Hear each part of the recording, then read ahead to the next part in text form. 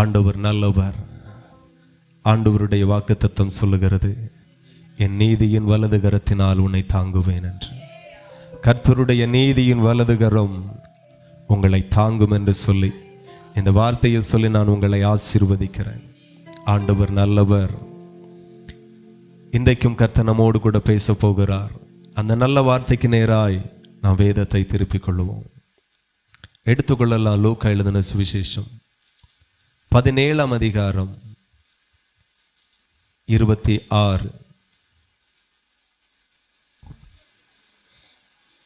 நோவாவின் நாட்களில் நடந்தது போல மனுஷகுமாரனுடைய நாட்களிலும் நடக்கும்.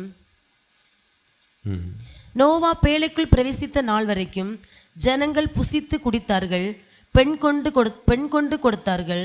ஜலப்பிரளயம் வந்து எல்லாரையும் அழித்து போட்டது. ஹல்லேலூயா. தேவனுக்கு மகிமை உண்டாகட்டும். ஆண்டவருடைய சமூகத்தில் இன்றைக்கான தேவ செய்திக்காய் கேட்கும்போது கர்த்தர் என்னோடு கூட பேசின ஆண்டவருடைய இருதயத்தில் இருக்கிற அந்த நல்ல வார்த்தையை உங்களுக்கு நான் தெரியப்படுத்துகிறேன். ஹல்லேலூயா. எடுத்தவர்கள் கவனியுங்கள், எடுக்காதவர்கள் மூடி வச்சிட்டு கவனியுங்கள். கர்த்தருடைய வார்த்தை ரொம்ப கவனிங்க. இந்த வார்த்தை தேவனுடைய இருதயத்திலிருந்து புறப்பட்டு வருகிறது. ஆமென். ஹல்லேலூயா. கர்த்தருடைய நாமத்திற்கு மகிமை உண்டாகட்டும். வேதத்தில் அநேக பரிசுத்தவான்களை பார்க்கிறோம், அநேக நீதிமான்களை பார்க்கிறோம், அநேக தேவ ஜனங்களை பார்க்கிறோம். அவர்களிடத்தில் இருந்து கற்று கொள்ளும்படி கர்த்தர் ஒரு காரியத்தை சொன்னார். அது என்ன அப்படின்னா, அநேகர் கர்த்தருடைய வார்த்தையை சீரியஸாக எடுத்தாங்க, அநேகர் கர்த்தருடைய வார்த்தையை சீரியஸாக எடுக்கலை. ஆமென். இன்றைக்கும் தேவனுடைய சபையில் இருக்கிற சிலர் கர்த்தருடைய வார்த்தையை கேட்கும்போது ரொம்ப சீரியஸாக எடுக்கிறவர்களும் உண்டு, அதை குறித்து சீரியஸாக எடுக்காதவர்களும் உண்டு. இன்றைக்கு தேவனுடைய சமூகத்தில் வந்திருக்கிற தேவனுடைய பிள்ளைகள் கவனித்து கர்த்தருடைய வார்த்தைக்கு எவ்வளோ முக்கியத்துவம் கொடுக்க முடியுமோ அவ்வளோ நீங்கள் கொடுங்க. இந்த வார்த்தை தான் உங்களுடைய எதிர்காலமாய் மாறப்போகிறது. ஹல்லேலூயா. எப்போதுமே வேதத்தில் நீங்கள் பார்த்தீங்கன்னா, ஆபிரகாமை ஆண்டவர் சந்திக்கும் போது உன் தகப்பன் வீட்டை விட்டு கிளம்பு அப்படின்னு சொன்ன உடனேயே ஆண்டவர் எப்படிப்பட்டவர் என்று அவனுக்கு அறிவிக்கப்படலை. ஆண்டவர் ஜனங்களை எப்படி நடத்தினார் என்கிற எந்த சாட்சி அவன் கேட்டதும் இல்லை. ஆனால் சொல்லுகிறது தேவன், அழைக்கிறது தேவன், கட்டளையிடுகிறது மெய்யான தேவன் என்று மட்டுமே அறிந்தவனாக ஆண்டவருடைய வார்த்தையை சீரியஸாக எடுத்து தகப்பன் வீட்டை விட்டு புறப்பட்டான். ஹல்லேலூயா. கர்த்தருடைய வார்த்தைக்கு அவன் சீரியஸாக முக்கியத்துவம் கொடுத்தான். அதுக்கு பிறகு கொஞ்ச நாள் கழிச்சு ஆண்டவர் அதே ஆபிரகாமை பார்த்து சொன்னார், நீ உன் புத்திரனும் உன் ஏக சுதனும் உன் நேசகுமாரனும் ஆகிய ஈசாக்கை எனக்கு பலி கொடு, மோரியா தேசத்துக்கு போ, அங்கே நான் தெரிந்து கொள்ளக்கூடிய ஒரு மலையின் மேலே கொண்டு போய் அவனை பலி கொடு அப்படின்னார். நாமளா இருந்தா எந்த வசனத்தை ஈஸியாக கை கொள்ளுவோமோ அதற்கு ரொம்ப சீரியஸாக முக்கியத்துவம் கொடுத்துட்டு எந்த வசனத்தை ரொம்ப கைகொள்ள முடியலையோ அதற்கு முக்கியத்துவமே கொடுக்காமல் நம்ம முடிச்சிருப்போம். ஆனால் ஆபிரகாம் அப்படி அல்ல. கர்த்தர் என்ன சொன்னாரோ சொன்ன அத்தனை வார்த்தையும் சீரியஸாக எடுத்துக்கொண்டு அவன் தன்னை அர்ப்பணித்தான், அவன் தன்னை தேவனுக்கு ஒப்பு கொடுத்தான். அப்படி கர்த்தருடைய வார்த்தைக்கு முக்கியத்துவம் கொடுத்து அவன் வாழ்ந்தபடியினால யாராலையும் உயர முடியாத இடத்திற்கு கர்த்தர் அவனை உயர்த்தி வைத்தார். ஹல்லேலூயா. அவனுக்கு ஸ்பெஷலான ஒரு இடத்தை இருதயத்தில் ஆண்டவர் கொடுத்தார். ஆபிரகாம் மனுஷனுக்கு சிநேகிதனாக மாத்திரமல்ல, உலகத்தையே படைத்த தேவனுக்கும் சிநேகிதனாய் மாறினான். கரங்களை தட்டி அப்பாவை மகிமைப்படுத்துங்க. ஹல்லேலூயா. அது ரொம்ப முக்கியம். இன்னைக்கு யார் யாருக்கோ நாம நண்பர்களாக இருக்கிறோம். நான் சொல்லுவேன், படைத்த தேவனுக்கு நல்ல ஒரு சிநேகிதனாக சிநேகிதியாக நீங்க மாறுவீர்களானா அதுவே மிகப்பெரிய பாக்கியமாக இருக்கும். அப்படியே வேதத்தில் நீங்கள் நிறைய பரிசுத்தவான்களை பார்த்தீங்கன்னா கர்த்தர் ஒரு வார்த்தையை சொல்லும்போது அதை சீரியஸா எடுத்தார்கள். யோசேப்பினுடைய நாட்களிலே எகிப்தில் இருந்த பார்வோன் ராஜாவுக்கு கர்த்தர் ஒரு சொப்பனத்தை கொடுத்தார். 7 நல்ல பசுமையும் புஷ்டியுமான ஒரு மாடுகள் வருது. அதற்கு பிற்பாடு நல்ல தீஞ்சி ஓஞ்சி ஒல்லியா இருக்கிற மாடு வருகிறது. சொப்பனத்தில் அதை பார்க்கிறான். அர்த்தம் தெரியல. ராத்திரி முழுக்க இருதயம் கலங்கி கொண்டு இருக்கிறது. யாரிடத்துல கேட்டா விடை கிடைக்கும். விடை கிடைக்கிறது வரைக்கும் அவன் தேடிக்கொண்டு இருக்கிறான். மந்திரவாதிகளை தேடுகிறான், சாஸ்திரிகளை தேடுகிறான், அர்த்தம் சொல்லுகிறவர்களை தேடுகிறான். யாரெல்லாம் அழைக்க முடியுமோ, யாரெல்லாம் கூப்பிட முடியுமோ அத்தனை பேரையும் கூப்பிட்டாலும் பதில் கிடைக்கல. கடைசியாக யோசேப்பை அழைக்கிறான். அழைத்து வரப்பட்டான். கர்த்தர் அவன் மூலமாய் அந்த சொப்பனத்தினுடைய அர்த்தத்தை சொன்னார். ஹல்லேலூயா. அப்போ கர்த்தர் சொன்ன அந்த சொப்பனத்தினுடைய அர்த்தத்தை குறித்து, தான் கண்ட அந்த சொப்பனத்தினுடைய அர்த்தத்தை குறித்து அவன் அறியக்கு அந்த சொப்பனத்தை சீரியஸாகவே எடுக்கல அப்படின்னா தேசம் அழிஞ்சிருக்கும். ஆமாவா இல்லையா? தேசம் அழிஞ்சிருக்கும். ஆனா கர்த்தர் என்னோடு கூட சொன்னார், ஏதோ செய்ய போகிறார், ஏதோ நடக்க போகிறது. அவர் சொன்னார், அவர் செய்வார். அவர் சொன்னதுல நிச்சயமாய் ஒரு காரியம், ஒரு ரகசியம் இருக்கு. அதனுடைய ரகசியம் என்ன, அர்த்தம் என்ன என்று சொல்லி அறிந்து கொள்ள பிரயாசப்பட்டான்.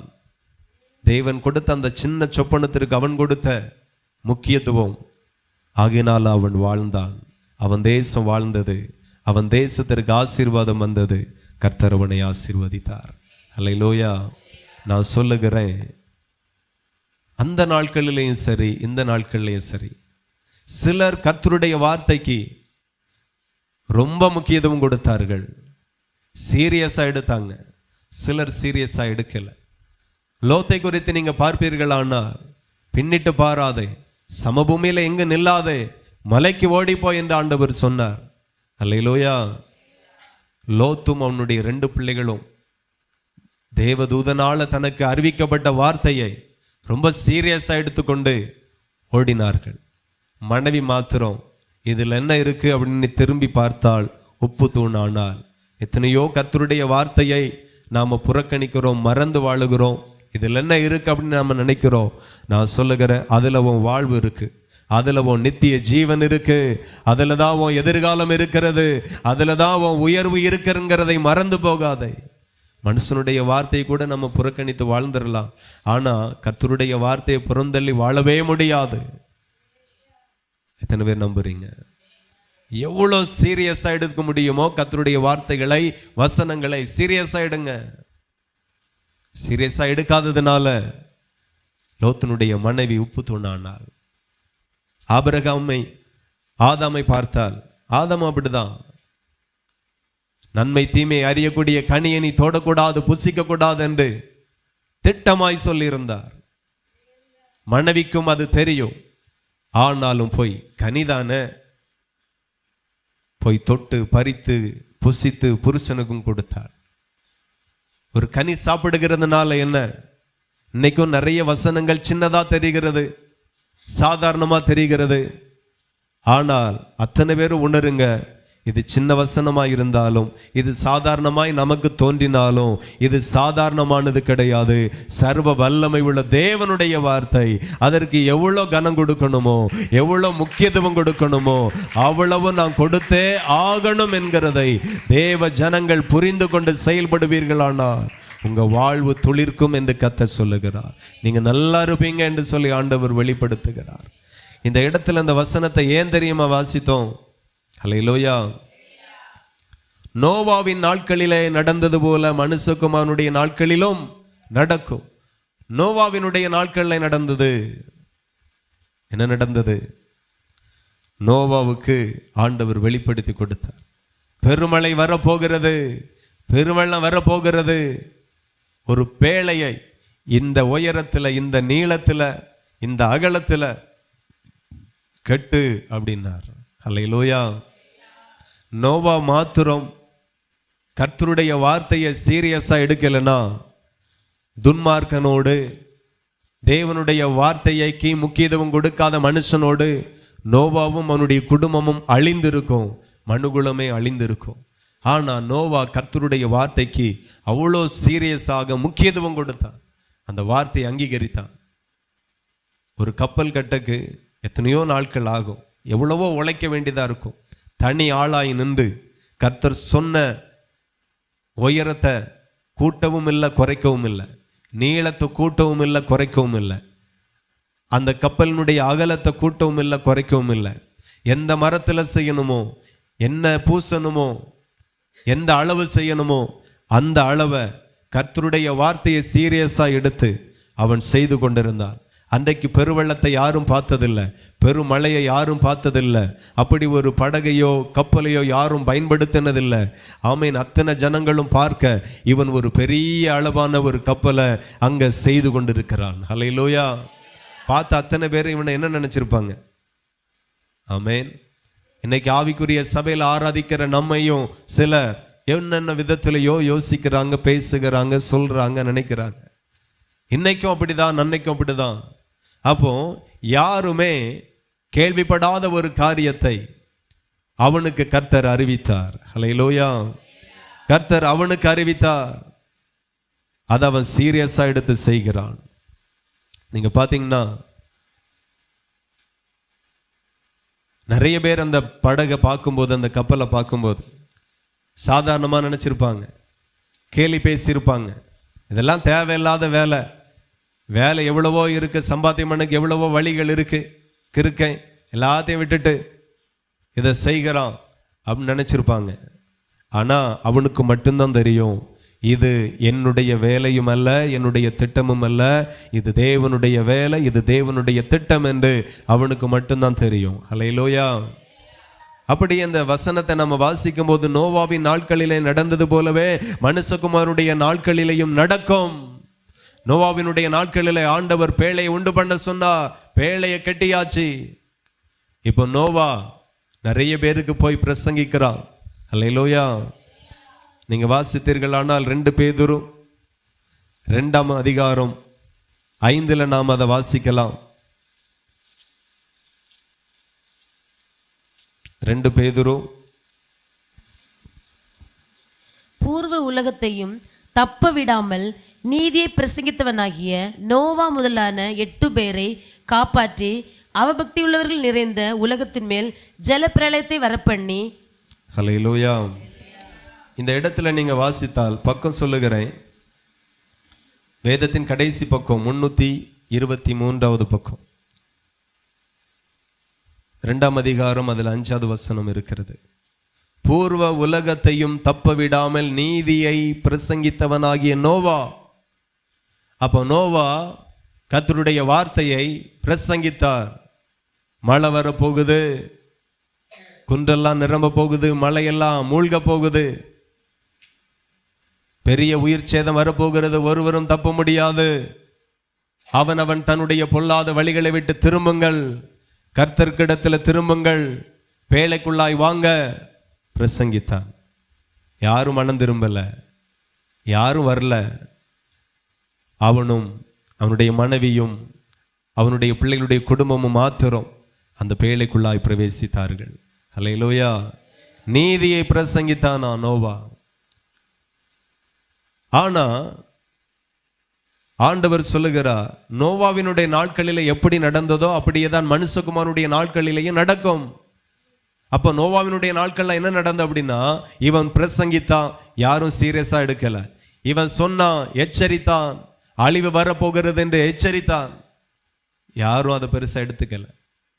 நேற்றைய தினத்திலையும் இன்றைய தினத்திலையும் ஒரு 2 சம்பவம் உலகத்தில் நடந்து கொண்டிருக்கிறது. இஸ்ரவேலோடு ஈரானும் யுத்தத்தை ஸ்டார்ட் பண்ணிட்டாங்க. யுத்தம் அடுத்த கட்டத்திற்கு வளருகிறது. ஹல்லேலூயா. கடைசி நாட்களில் என்ன வருமா?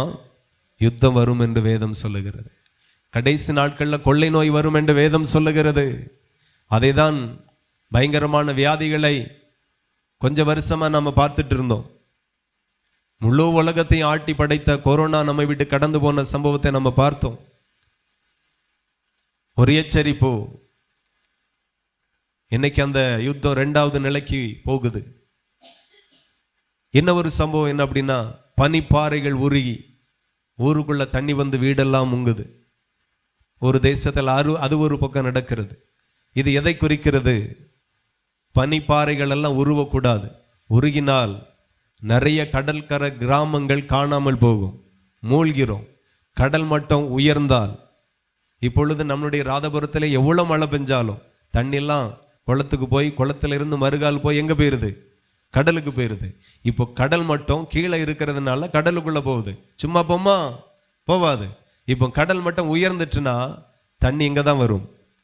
நம்ம வீட்டு முன்னாடி கட்டின தண்ணி நம்ம வீட்டு முன்னாடி தான் நிற்கும்.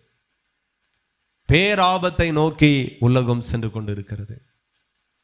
பனிப்பாறை உருகிறது அப்படின்னா கடல் நீர்மட்டம் உயரும். இன்னொரு பக்கம் சிந்திக்கணும், பூமி வெப்பமயமாகுது. இதெல்லாம் சூடெல்லாம் எவ்வளோ கூடுது பாருங்க.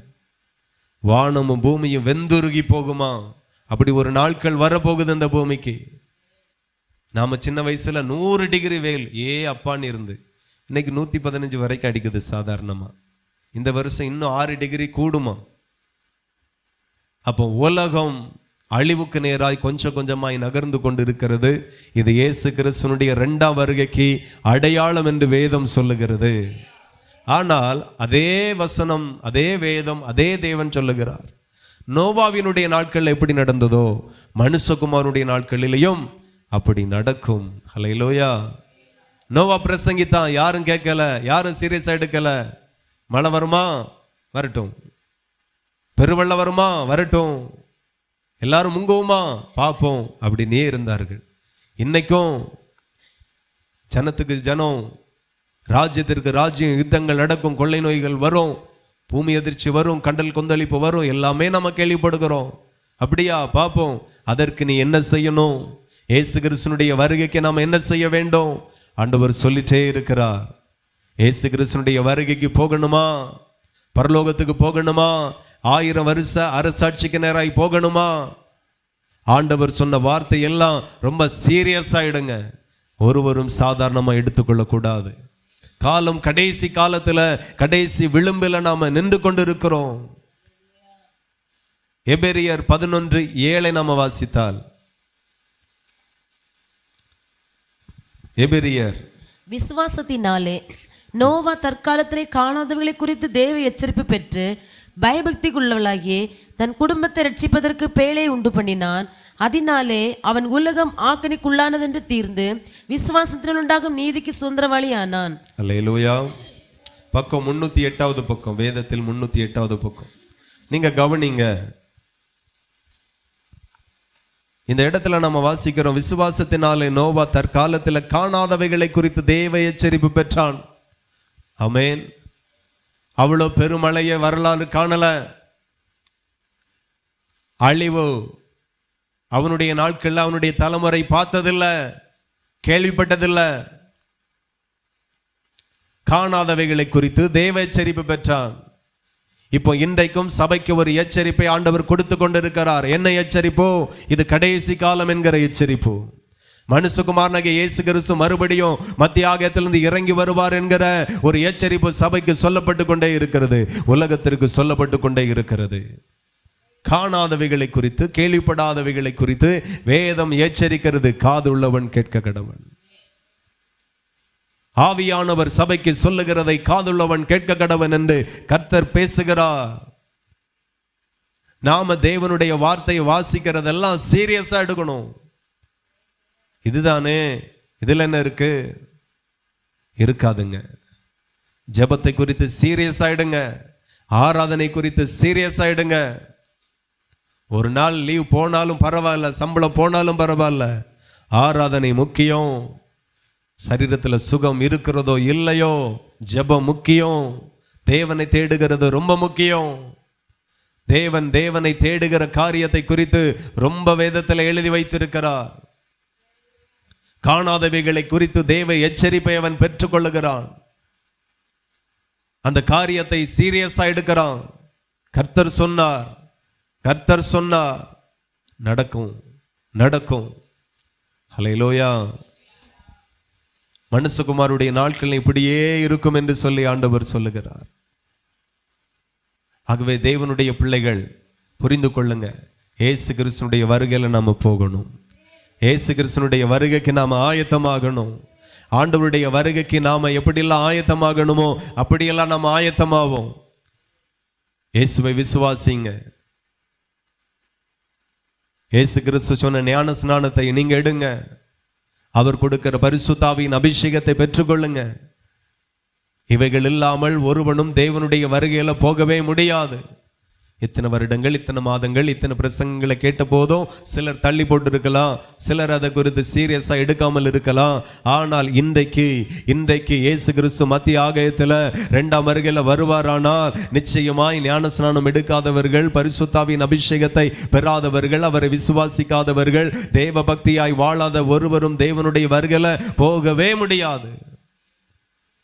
நோவாவினுடைய நாட்களில் எப்படி நடந்ததோ அப்படியேதான் மனுஷகுமாரனுடைய நாட்களை நடக்க போகிறது. நாம எத்தனையோ காரியத்தை சீரியஸாகவே எடுக்கிறதில்ல, எத்தனையோ பிரசங்கத்தை சீரியஸாகவே எடுக்கிறதில்ல, எத்தனையோ வார்த்தைக்கு நாம கொடுக்க வேண்டிய முக்கியத்துவத்தை நாம கொடுக்காமலே வாழ்ந்து கொண்டிருக்கிறோம். கர்த்தர் பார்க்கிறார். இது யாருக்கு ஆபத்து என்றால் நமக்கு நாமே ஆபத்தை வருவித்துக் கொள்ளுகிறோம் என்று கர்த்தர் வெளிப்படுத்துகிறார். ஆகவே கர்த்தருக்குள் ரட்சிக்கப்பட்ட நீங்கள் எவ்வளவு முக்கியத்துவம் கொடுக்க முடியுமோ கர்த்தருடைய வார்த்தைக்கு அவ்வளவு முக்கியத்துவம் கொடுங்க. 10th முடிச்சாச்சா, 11th முடிச்சாச்சா, இப்போவே ஞானஸ்நானம் எடுங்க. ஒருவேளை உபதேசம் உங்களுக்கு புரியல, வேதத்தை வாசிங்க, இல்லை என்கிட்ட கேளுங்க. இனியும் நீங்க சின்ன பிள்ளைகள் இல்லை, வாலிப வயசுக்குள்ள வந்தாச்சு, உலகத்தில் இருந்தது போதும். ஞானஸ்நானம் எடுங்க, அபிஷேகத்தை பெற்றுக்கொள்ளுங்கள். ஆண்டவருடைய வருகைக்கு உங்களை ஆயத்தப்படுத்துங்க. தேவன் சொல்லுகிற அத்தனை காரியத்தையும் சீரியஸா எடுக்கும்படி கர்த்தர் வெளிப்படுத்துகிறார். நோவாவினுடைய நாட்களில் நடந்தது போலவே மனுஷகுமாரனுடைய நாட்களிலே நடக்கும் என்று ஆண்டவர் எச்சரிக்கிறார். அன்னைக்கும் ஜனங்கள் உணராமல் இருந்தார்கள், பிற்பாடு அழிந்து போனார்கள். இனியும் இயேசு கிறிஸ்துனுடைய வருகையிலேயும் ஜனங்கள் உணராமல் இருப்பார்கள், கைவிடப்படுவார்கள். சபை இருக்கிறது வரையிலும் தேசத்துல சமாதானம் இருக்கும். சபை இருக்கிறது வரைக்கும் நீதிமான்களுக்கு பாதுகாப்பு இருக்கும். ஒரு நாள் இயேசு கிறிஸ்து வருவார், சபை எடுத்துக்கொள்ளப்படும். அதுக்கு பிறகு இந்த இடத்துல சமாதானம் இருக்காது, இந்த பூமியில சுகம் இருக்காது, வாழ்வு இருக்காது, வாழ முடியாது. அல்லேலூயா. தன் குடிகளை தானே பட்சிக்கிற தேசங்களாக எல்லா தேசங்களும் மாறும். அந்தி கிறிஸ்து நாட்களில் 800 கோடி பேர் இருக்க மாட்டார்கள். நிச்சயமாய் 1/3 முழுவதும் ஜனங்கள் அழிக்கப்படுவார்கள். சபை இருக்கிறது வரைக்கும் ஜனங்களுக்கு ஆசீர்வாதம். ஆகவே அன்றையில இருந்து இன்று வரையிலும் பிசாசு சபைக்கு விரோதமாய் போராடி கொண்டிருக்கிறான். சபையை உருவாக கூடாது, சபையை வளர விடக்கூடாது, சபையை கெட்ட விடக்கூடாது என்று பல அமைப்புகளை எழுப்பி, பல மனிதர்களை எழுப்பி எவ்வளவு போராட முடியுமோ போராடுகிறான். பேழை கர்த்தர் உண்டு பண்ணினது, இதை எவனாலையும் தடுக்க முடியாது. ஹல்லேலூயா. ஆகவே தேவனுடைய பிள்ளைகள் பரிசுத்த வாழ்வுக்குள்ளாய் வாருங்க. உண்மையும் முத்தவுமாய் வாழ விரும்புங்க. நான் சொல்லுகிறேன், இம்மைக்காக மாத்திரம் கர்த்தர் மேல நம்பிக்கை உள்ளவர்களாய் இருந்தால் எல்லா ஜனங்களை காட்டிலும் நாம பரிதபிக்கப்பட்டவர்களாய் மாறிவிடுவோம். ஆமென். இம்மைக்காக மாத்திரம் சபைக்கு வரக்கூடியவர்கள் எல்லாரும் இம்மைக்கு எனக்கு ஒரு நல்ல இடம் கிடைக்கணும், நல்ல வேலை கிடைக்கணும், என் பிள்ளைகள் நல்லா படிக்கணும், என் கணவனுக்கு நல்ல வேலை, நல்ல வருமானம், நல்ல ஒரு வீடு, நல்ல ஒரு வாகனம், பிள்ளைகளுக்கு நல்ல ஒரு எதிர்காலம். ஆண்டவரே, இதற்காக நான் சபைக்கு வருகிறேன், இதற்காக ஜெபிக்கிறேன், இதற்காக ஆண்டவருக்காக வாழுகிறேன், இப்படியே வாழ்ந்தது போதும் என்று கர்த்தர் சொல்லுகிறார். இம்மைக்காக மட்டும் நாம கர்த்தர் மேல நம்பிக்கை உள்ளவர்களாக இருந்தால் எல்லா ஜனங்களை காட்டிலும் பரிதபிக்கப்பட்டவர்களாக இருப்போம். இன்னைக்கும் நிறைய பேர் அப்படிதான் இருக்கிறோம். சபைக்கு போனா ஒரு விடுதலை, ஒரு சுகம், ஒரு ஆசீர்வாதம். ஆண்டவர் சொல்லுகிறார், இம்மையிலையும் நீங்க ஆசீர்வாதமாய் இருப்பீர்கள், மறுமையிலையும் நீங்க ஆசீர்வாதமாய் இருக்கவே கர்த்தருடைய சித்தமும் திட்டமுமாய் இருக்கிறது. இன்னைக்கு நிறைய பேர் இம்மைக்குரிய ஆசீர்வாதத்தை குறித்து அறிவு நிறைய இருக்கிறது, ஆனா மறுமைக்குரிய ஆசீர்வாதம் எந்த அறிவும் இல்லை, எந்த விழிப்புணர்வும் இல்லை. ஆண்டவர் சொல்லுகிறார், மாறணும். இம்மைக்காக மாத்திரம் தேவனை தேடினது போதும். அல்லேலூயா. பரலோகத்தில் ஒரு கூட்டத்தை நாம் பார்க்கிறோம். எடுத்து வாசிங்க. அங்கே வெளிப்படுத்தின விசேஷம், வேதத்தின் கடைசி ஆகமம் வெளிப்படுத்தின விசேஷம் 20 மிகுந்த உபத்திரவத்திலிருந்து வந்தவர்கள் 20 சொல்லப்பட்டிருக்கோம்.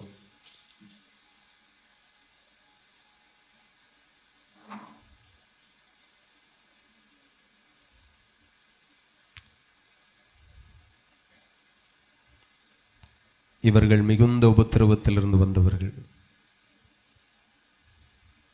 தேவனுக்கு மகிமை உண்டாகட்டும்.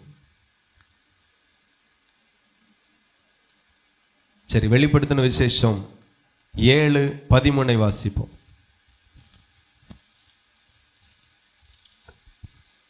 அப்பொழுது மூப்பர்களில் ஒருவன் என்னை நோக்கி, வெள்ளை அங்கிகளை தரித்திருக்கிற இவர்கள் யார், எங்கே இருந்து வந்தார்கள் என்று கேட்டான். அதற்கு நான், ஆண்டவனே, அது உமக்கே தெரியும் என்றேன். அப்பொழுது அவன், இவர்கள் மிகுந்த உபத்திரவத்திலிருந்து வந்தவர்கள், இவர்கள் தங்கள் அங்கிகளை ஆட்டுக்குட்டியானவருடைய இரத்தத்திலே தோய்த்து வெளுத்தவர்கள். அல்லேலூயா. நீங்க கவனிக்கணும், பரலோகத்தில் யோவானுக்கு ஒரு காட்சி கொடுக்கப்படுகிறது. அவன் அந்த காட்சியை பார்க்கிறான். அங்கே வெள்ளை அங்கி தரிக்கப்பட்ட அநேகர் இருந்தார்கள். அல்லேலூயா. பரலோகத்தில் நம்மளுடைய ட்ரெஸ் எதுதான்? ஒயிட் தான். ஆமேன். அப்ப நல்லா கவனிக்கணும், பரலோகத்தில் ஒரு கூட்டத்தை பார்க்கிறான். அப்போ தூதன் கேட்கிறான், இவர்கள் யார் யோவான் சொல்லு. அவன் சொல்லுகிற, ஆண்டவரே, அது உமக்கே தெரியும், எனக்கு என்னப்பா தெரியும் அப்படிங்கிறான். அப்ப அவர் சொல்லி கொடுக்கிறார், இவர்கள் மிகுந்த உபத்திரவத்திலிருந்து வந்தவர்கள். அல்லேலூயா. செழிப்பிலிருந்து வந்தவர்கள் கிடையாது, ஐஸ்வர்யத்திலிருந்து வந்தவர்கள் கிடையாது, மிகுந்த உபத்திரவத்திலிருந்து வந்தவர்கள். தேவனுடைய பிள்ளைகள் கவனிக்க வேண்டும், இந்த பூமியில இயேசு கிறிஸ்து நிறைய அற்புதங்களை செய்தார். அற்புதத்தை பெற்றவர்கள் அங்க பரலோகத்தில் இல்லை. அவருக்காய் வாழ்ந்து உபத்திரவத்தை சகித்து, பாடுகளை சகித்து, நிந்தை அவமானங்களை சகித்து வாழ்ந்த அநேக பரிசுத்தவான்கள் பரலோகத்தில் இருக்கிறதை வேதம் அடையாளப்படுத்துகிறது. நமக்கு சுகம் தேவை, நமக்கு ஆரோக்கியம் தேவை, நமக்கு விடுதலை தேவை, நமக்கு ஆசீர்வாதம் தேவை, உயர்வு தேவை, ஆசிகள் தேவை, எல்லாம் இருக்கட்டும். ஆனால் இதில் ஒன்றும் நம்மை பரலோகத்துக்கு கொண்டு போகாது. அவருக்காக வாழுகிற வாழ்க்கை மட்டுமே நம்மை பரலோகத்துக்கு கொண்டு போகும். ஆகவே தேவனுடைய பிள்ளைகள் புரிந்து கொள்ளுங்க, இவர்கள் யார்? இவர்கள் மிகுந்த உபத்திரவத்திலிருந்து வந்தவர்கள். இன்னைக்கு நிறைய பிள்ளைகள் இருக்கிறார்கள். சபைக்கு போனேன், நான் இவ்வளவு வருஷமா சபைக்கு போயிட்டு இருக்கிறேன், இன்னும் இந்த காரியத்தில் விடுதலை வரல. சிலருக்கு சில முள்ளை ஆண்டவர் கொடுத்திருப்பார், சிலருக்கு சில பாடை கர்த்தர் கொடுத்திருப்பார். பாடுகள் நிமித்தமாய், உங்களுக்கு கொடுக்கப்பட்ட முள்ளி நிமித்தமாய் நீங்க முறுமுறுக்காதிருங்கள், நீங்க கர்த்தரை விட்டு விடாதிருங்கள். கர்த்தர் உங்களுக்கு நியாயமித்த பாதையில சந்தோஷமாய் ஓடிக்கொண்டிருங்கள். யோசேப்பை பார்க்கல நம்ம உத்தமர்கள் கிடையாது, பரிசுத்தவான்கள் கிடையாது. அவன் உத்தமனாய் வாழ்ந்தும் பரிசுத்தமாய் வாழ்ந்தும் நீதியாய் வாழ்ந்தும் எத்தனையோ இடத்துல குழிக்குள்ளாய் தள்ளப்பட்டான், அடிமையாய் விற்கப்பட்டான், பொய்யாய் குற்றம் சாட்டப்பட்டான். இத்தனை பாடுகள் வழியாக தான் இந்த பூமியில அவன் கடந்து வந்தான். பிற்பாடு அதே பூமியில தள்ளப்பட்ட இடத்துல தள்ளப்பட்ட கல்லை தலைக்கே மூளைக்கே கல்லாக்கினார் ஆண்டவர். அவனை அதே தேசத்துல உயர்த்தி அழகு பார்த்தார். நான் சொல்லுகிறேன், இந்த பூமியில நிறைய பாடுகள் வரும், நிறைய உபத்திரவங்கள் வரும். இந்த உபத்திரவம் பரலோகம் வரைக்கும் நம்மளை கொண்டு போய்விடும். ஹல்லேலூயா. வேதத்தில் நாம வாசிக்கிறோம், நான் உபத்திரவப்பட்டது நல்லது, அதனால உமது பிரமாணத்தை நான் கற்றுக்கொண்டேன் என்று சொல்லுகிறான். தேவனுடைய பிள்ளைகள் உபத்திரவத்தை நினைத்து, தனக்கு இருக்கிற பாடுகள், தனக்கு இருக்கிற பிரச்சனைகள், அதை நினைத்து ஒரு நாளும் கர்த்தருடைய அன்பில் இருந்து சறுக்கி போகாதிருங்க, வழுகி போகாதிருங்க. பிள்ளை மூலமாய் பாடு இருக்கதான் செய்யும், மருமகள் நிமித்தமாய் நெருக்கங்கள் இருக்கதான் செய்யும். ஆனாலும் சகித்து கொண்டு, ஏற்றுக்கொண்டு, சகித்து கொண்டு ஒருவரை மாத்திரம் நோக்கி ஓடிக்கொண்டே இருங்க. இயேசு கிறிஸ்துவினுடைய வருகை மிக சமீபமாய் இருக்கிறது. அல்லேலூயா. இங்க பாடுபட்டாலும், இங்க உபத்திரவத்தை சந்தித்தாலும், இங்க நெருக்கப்பட்டாலும் நமக்கு ஒரு நித்திய வாழ்வு, சுக வாழ்வு, மேலான வாழ்வு, நன்மையான வாழ்வு பரலோகத்தில் கர்த்தர் நமக்காய் வைத்திருக்கிறார். ஆகவே தேவனுடைய பிள்ளைகள் இந்த பூமியில சில உபத்திரவங்கள் இருக்கதான் செய்யும். ஆதி பரிசுத்தவான்கள் இருந்தது. சிலருக்கு ஆசீர்வாதம் ரொம்ப பிடிக்கும், உபத்திரமா வேண்டாம். ஆண்டவர் சொல்லுகிறார், உன்னை உபத்திரவத்தின் குகையில இருந்து தெரிந்து கொண்டேன். ஹல்லேலூயா. நான் உபத்திரவப்படும் போது அந்த உபத்திரவத்தின் வழியாக கர்த்தர் உங்களை தெரிந்து கொண்டார். ஒரு நாள் உலகத்தில் பாவியாய் இருக்கும்போது தெரிந்து கொண்டார். நீ அவருக்கு வேண்டும் என்று தெரிந்து கொண்டார். இப்பொழுதோ தெரிந்து கொண்ட பிறகு நாம உபத்திரவப்படும் போது உபத்திரவத்தின் குகையிலையும் ஒரு தெரிந்து கொள்ளுதலை கர்த்தர் வைத்திருக்கிறார். ஊழியத்தில் உபத்திரவம் வரும்போது என்ன செய்கிறான் என்று கர்த்தர் பக்கத்திலிருந்து பார்க்கிறார்.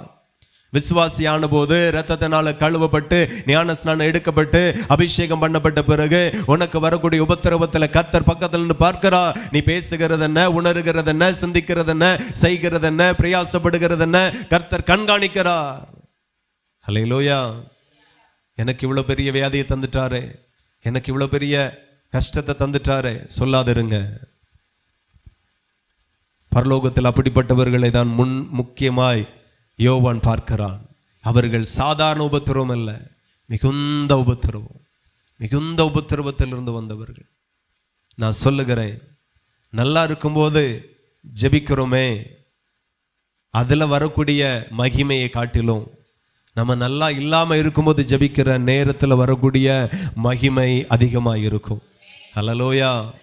அந்த மகிமை தான் பவுலும் சீலாவும் சிறைச்சாலைக்குள்ளாக இருந்து தேவனை பாடி துதிக்கிற நேரத்தில் ஒரு மகிமை இறங்கி வந்தது. எல்லாருடைய கட்டுகளும் கலந்து போகும்படியாக, சிறைச்சாலையினுடைய கதவுகள் திறக்கும்படியாக, சிறைச்சாலையினுடைய அஸ்திபாரம் அசையும்படியாக ஒரு வல்லமை வந்தது. நல்லா இருக்கும்போது ஜெபித்தார்களே, அப்போ வரல. கட்டப்பட்டு இருக்கும்போது, சிறைக்கு தள்ளப்பட்ட நிலையில, அடிக்கப்பட்ட நிலையில, காயப்படுத்தப்பட்ட நிலையில கர்த்தரை தேடினார்களே, அந்த தேடுதல்ல ஒரு வல்லமை கட்டவிழ்க்கப்பட்டது. ஆகையினால நான் சொல்லுகிறேன், கண்ணீரோடு இருக்கிறீங்களா, ஜெபம் பண்ணுங்க. வேதனையோடு இருக்கிறீங்களா, ஜெபம் பண்ணுங்க. யாரா ஒரு மாதிரி பேசிட்டாங்களா, அவமானப்படுத்தப்பட்ட மாதிரி உணர்கிறீர்களா, ஏமாற்றப்பட்ட மாதிரி உணர்கிறீர்களா, ஜெபம் பண்ணுங்க, துதியுங்க, கர்த்தரை ஆராதிங்க. இந்த உபத்திரவத்தின் வழியாக தான், இந்த பாடுகளின் வழியாக தான், இந்த நெருக்கத்தின் வழியாக தான் பரலோகத்திற்கு நாம போகிறோம். பரலோகத்தில் இவர்கள் யார் என்று யோவானுக்கு அறிவிக்கப்படுகிறது. இவர்களோ மிகுந்த உபத்திரவத்தில் இருந்து வந்தவர்கள், சாதாரண உபத்திரவத்தில் இருந்து வந்தவர்கள் கிடையாது. ஹல்லேலூயா. நான் சொல்லுகிறேன், ஆசீர்வாதம் இந்த பூமியில வாழ வைக்கும், உபத்திரவம் அந்த உலகத்துல வாழ வைக்கும். எத்தனை பேருக்கு புரியுது? ஆசீர்வாதம் நாம 80 வயசு வரைக்கும் வாழுவோம், 100 வயசு வரைக்கும் வாழுவோம், அவ்வளவுதான் அந்த ஆசீர்வாதம். ஆனா உபத்திரவத்தின் வழியில நம்ம போகிறோமே, அந்த வாழ்க்கை நித்திய வாழ்க்கைக்குள்ளாய் நம்மளை கொண்டு போய் விடும். ஆண்டவர் சொல்லுகிறார், மிகுந்த உபத்திரவத்திலிருந்து வந்தவர்கள். சில காரியம் நமக்கு ரொம்ப உபத்திரவமா இருக்கும், அதனாலே கர்த்தரை விட்டு பிரிந்து போகும் அதுவே காரணமாக இருக்கும். எந்த சூழ்நிலை வந்தாலும் ஆண்டவர் வனாந்தரத்தில் இஸ்ரவேல் ஜனங்களை நடத்தினார். ஒவ்வொரு தேவைக்கும் பாடுகள் இருந்துச்சு, ஆனாலும் கர்த்தர் தேவைகளை சந்தித்தார். குறை வரும்போது முறுமுறுத்தார்கள், நிறை வரும்போது பாடி மகிமைப்படுத்தி துதித்தார்கள். அந்த துதியை கர்த்தர் ஒருபோதும் அங்கீகரிக்கவில்லை. கஷ்டத்திலையும் நஷ்டத்திலையும் நிறைவிலையும் வாழ்விலையும் 2 பேர் மாத்திரம் கர்த்தரை உண்மையாய் பின்பற்றினார்கள், காலேபும் யோசுவாவும். அவர்களை கர்த்தர் வாக்குத்தத்த தேசத்திற்குள் பிரவேசிக்க வைத்தார், பரலோகத்திலையும் கொண்டு போய் சேர்த்தார். முறுமுறுக்கவே செய்யாதிருங்க. கடைசி காலம், நாம போக வேண்டிய வழி இதுதான், செய்ய வேண்டிய பிரயாணம் இதுதான், இப்படிதான் இருக்கும். சோர்ந்து போகாதிருங்க. சில வலிகள் இருக்கலாம், சில வேதனைகள் இருக்கலாம், சில வியாதிகள் இருக்கலாம், அது நமக்கு உபத்திரவமாகவே இருக்கலாம். இந்த உபத்திரவத்தின் குகையில தான் 2வதாக கர்த்தர் உங்களை தெரிந்தெடுக்கிறார். ஹல்லேலூயா. ஆமா, முதல்ல ஆண்டவர் நம்மளை தெரிந்தெடுக்கும் போது உலகத்தில் இருந்தோம், ரட்சிக்கப்படாதவர்களாக இருந்தோம், கர்த்தருக்கு அந்நியர்களாக இருந்தோம். அப்போ ஒரு என்கவுண்டர் நடந்தது. அங்க கர்த்தர் நம்மை தெரிந்தெடுத்தார் அவருக்கென்று. 2வதாக அவர் தெரிந்தெடுப்பார் என்றைக்கென்றால் உபத்திரவத்தில். கர்த்தர் ஒரு பெரிய உபத்திரவத்தை கொடுத்தார் ஆபிரகாமுக்கு. அவன் அதை உபத்திரவமாகவே எடுக்கல. ஆமென். குழந்தை இல்லை, அது ஒரு உபத்திரவம். இப்போ குழந்தை கொடுத்த பிறகு உன் புத்திரன், உன் ஏகசுதன், உன் நேசகுமாரனை கொண்டு பலி கொடு. அது எவ்வளவு பெரிய உபத்திரவமாவே எடுக்கல, சந்தோஷமா செய்கிறார். நான் சொல்லுகிறேன், பாடுகளை சந்தோஷமாய் சகியுங்க, உபத்திரவங்களை சந்தோஷமாய் எடுத்துக்கொள்ளுங்கள். நான் சொல்லுகிறேன், எவ்வளவு பெரிய பாடின் வழியாக நீங்க போனாலும் உங்களை ஒரு நாளும் தனித்து விட மாட்டா. முன்னணியில கர்த்தரே கடந்து போகிறா. என் சமூகம் உனக்கு முன்பதாக செல்லும் என்று சொன்ன ஆண்டவருடைய சமூகம் உன்னை விட்டு பிரியாமல் இருக்கும், உனக்கு முன்பதாக சென்று கொண்டே இருக்கும். நீ கடைசி வரைக்கும் எந்த இடத்துல வைக்கப்பட்டு நிற்கவே மாட்டாய். அநேகருக்கு முதுகெலும்பாக நீ இருப்பாய். ஹல்லேலூயா. சோர்ந்து போகாதே, கலங்கி போகாதே.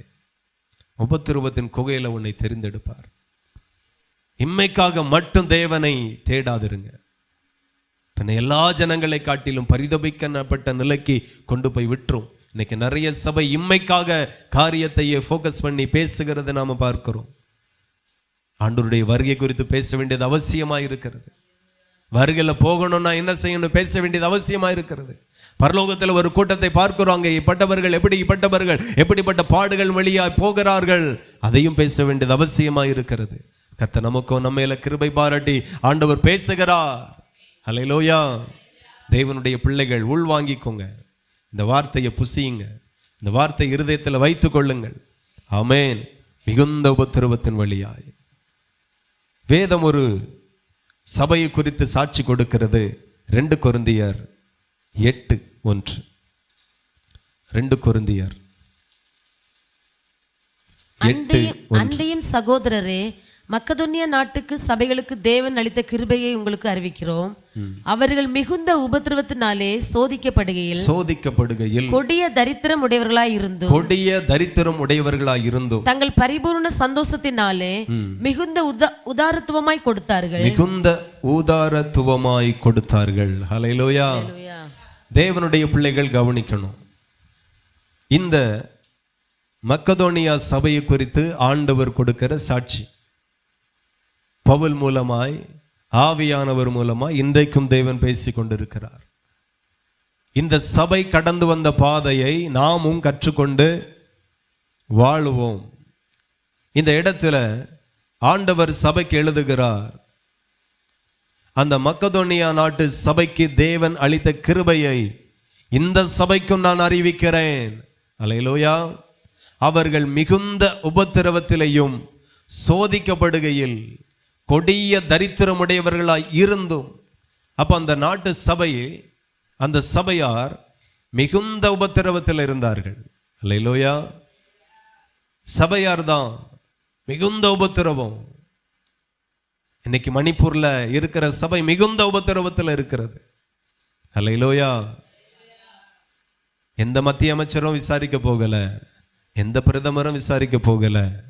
நான் சொல்லுகிறேன், தேசத்தின் பிரபுக்கள் நம்மளை கைவிட்டாலும் தேவன் நம்மை ஒரு நாளும் கைவிட மாட்டார். கரங்களை தட்டி தேவனை மகிமைப்படுத்துங்க. பல வட இந்தியா சபைக்கு மிகுந்த உபத்திரவம். சாதாரண கேஸுக்கு, கொலை கேஸுக்கு கூட ஜாமீன் கொடுக்கிற காலம். பெண்களுக்கு விரோதமாய் கொடிய குற்ற செயல் பின்னணியத்தில் உள்ளவர்களுக்கு கூட ஜாமீன் கிடைக்குது. ஊழியம் செய்ததனால ஊழியர்களுக்கு ஜாமீனே கிடைக்காமல் இன்றைக்கும் அநேக ஊழியர்கள் சிறைச்சாலைக்குள்ளாக இருக்கிறார்கள் வட இந்தியாவில். மிகுந்த உபத்திரவம் சபைக்கு. ஹல்லேலூயா. மிகுந்த உபத்திரவம். ஆதி நாட்களையும் சில சபைக்கு மிகுந்த உபத்திரவம். இன்றைக்கும் இருக்கிற சபைகளுக்கு மிகுந்த உபத்திரவம். பல இடங்களில் உபத்திரவம். மொத்த சபைக்கு உபத்திரவம் இருக்கிறது. தனிப்பட்ட தேவனுடைய பிள்ளைகளுக்கு உபத்திரவம் இருக்கிறது. உபத்திரவத்தினால பின்மாறி போகாதுங்க. நஷ்டமா வருதா, சந்தோஷமாய் கர்த்தரை பின்பற்றுங்க. ஹல்லேலூயா. கஷ்டம் வருதா, சந்தோஷமாய் பின்பற்றுங்க. உபத்திரவத்தின் குகையில கர்த்தர் உன்னை தெரிந்து கொள்ள போகிறார். அவருடைய ஸ்தானாதிபதியாக, அவருடைய சேஷ்ட புத்திரனாக அவர் உங்களை தெரிந்து கொள்ள போகிறார். இன்னும் சொல்ல போனா அவருடைய வருகைக்காக உன்னை முத்திரையிட போகிறார். கரங்களை தட்டி தேவனை மகிமைப்படுத்துங்க. தேவனுக்கு மகிமை உண்டாகட்டும். நல்லா கவனிங்க. அவர்கள் மிகுந்த உபத்திரவத்தில் சோதிக்கப்படுகையில் கொடிய தரித்திரமுடையவர்களாயிருந்தார்கள். ஒன்று மாத்திரம் புரிந்து கொள்ளுங்க, சபை எவ்வளவுதான் நமக்கு சோதனை வந்தாலும், உபத்திரவம் வந்தாலும், சோதிக்கப்பட்டாலும் தரித்திரமுடையவர்களாக இருந்தாலும் கர்த்தருக்குள் நம்ம ஐஸ்வர்யவான்களாய் வாழணும். ஹல்லேலூயா. எப்பொழுதும் சந்தோஷம் இருக்கணும், இடைவிடாமல் ஜெபம் இருக்கணும், இடைவிடாமல் ஆராதனை இருக்கணும், இடைவிடாமல் துதி இருக்கணும். ஹல்லேலூயா. எவ்வளவுதான் போராட்டம் வந்தாலும் நம்ம கர்த்தரோடு இருக்கணும், கர்த்தருக்குள் ஐஸ்வர்யவான்களாய் இருக்கணும். நெருக்கத்திலையும் வியாதியிலையும் போராட்டத்திலையும் நிந்தையிலையும் அவமானத்திலையும் கர்த்தரோடு நடக்கிறவர்களாய் இருக்கணும், கர்த்தருக்காய் வாழுகிறவர்களாய் இருக்கணும். இன்னைக்கு நிறைய பேர் உபத்திரம் வரும்போது, நெருக்கம் வரும்போது, கஷ்டம் வரும்போது அப்படியே கர்த்தரை விட்டு வழுவி போகிறது. ஜெபத்தில் குறைவோ, ஆராதனையில் குறைவோ, வேத வாசிப்பில் குறைவோ, பரிசுத்தத்தில் குறைவோ, கர்த்தருக்காய் கொடுக்கிறதுல குறைவோ, கர்த்தருக்காய் ஊழியம் செய்கிறதுல எல்லாவற்றிலையும் குறைவோ குறைவோ குறைவோ இப்படியே நாம் குறைபடுவோமே ஆனால் கர்த்தருடைய வருகையில் போக முடியாது, தேவனுடைய ராஜ்யத்தில் பரிசுத்தவான்களோடு நாம் வாழவும் முடியாது என்கிறதை ஆண்டவர் வெளிப்படுத்துகிறார். இந்த இடத்துல நம்ம வாசிக்கிறோம், அவர்கள் மிகுந்த உபத்திரவத்தினாலே சோதிக்கப்படுகையில் கொடிய தரித்திரமுடையவர்களாயிருந்தும். கொடிய தரித்திரம்னா என்ன அர்த்தம்? சாப்பாட்டுக்கு வழி இல்லை, 3 நேரம் சாப்பாட்டுக்கு 2 நேரம் தான் சாப்பாடு இருக்கும். அவ்வளோ கொடிய, இன்னைக்கும் கொடிய தரித்திரம், கொடிய தரித்திரம், கொடிய பஞ்சம் அப்படின்னா சோமாலியா தேசம்தான் அதுக்கு சாட்சி, அதற்கு உதாரணம். சாப்பாடே இல்லை, தண்ணீர் இல்லை, வாழுக்கு தேவையான வசதி இல்லை. ஏழைகள், நடுத்தர வர்க்கம் எல்லாரும் எல்லா நன்மைகளை இழந்து நிற்கிறார்கள். அந்த நாட்டினுடைய பிள்ளைகளுடைய சட்டைகளத்தை பார்த்தா வயிறெல்லாம் இருக்காது, நெஞ்செல்லாம் இருக்காது, எலும்பு தான் இருக்கும் எல்லா இடமும். வயிறு ஒட்டி உள்வாங்கி கிடக்கும், வத்தி போன குளத்தை போல. கண்ணெல்லாம் உள்வாங்கி இருக்கும், கண்ணமெல்லாம் உள்வாங்கி இருக்கும், காஞ்ச எலும்பு கூடுக்கு சமமாக தான் இருக்கும். கொடிய பஞ்சம், கொடிய தரித்திரம், ஒன்றும் இல்லை. அந்த நிலைக்கு இன்னைக்கும் சில தேசங்கள் தள்ளப்பட்டு இருக்கிறது. அந்த நிலைமைக்குள்ளாய் கொஞ்சம் கொஞ்சம் இலங்கை தேசம் தள்ளப்படுகிறது. அதே நிலைமைக்குள்ளாய் கொஞ்சம் கொஞ்சம் பாகிஸ்தான் தேசம் தள்ளப்படுகிறது. ஹல்லேலூயா. அந்த தேசங்களில் 10 கோடி பேர் சாப்பாட்டுக்கு கஷ்டப்பட்டு கொண்டு இருக்கிறார்கள் என்று புள்ளி விவரம் சொல்லுகிறது. நான் சொல்லுகிறேன், இதே நிலைமை இந்தியாவுக்கும் வராது என்று சொல்லவே முடியாது. காரணம், 150 லட்சம் கோடி கடன்ல தேசம் தத்தளித்து கொண்டு இருக்கிறது. ஹல்லேலூயா. என்னைக்கும் வரலாம். ஆனா எவ்வளோ கொடிய பஞ்சத்திற்குள்ளாய் நம்ம தள்ளப்பட்டாலும் கர்த்தருக்காக செலுத்த வேண்டியதை கர்த்தருக்கு செலுத்துங்க. எத்தனை பேருக்கு புரியுது? எனக்கு இல்லை,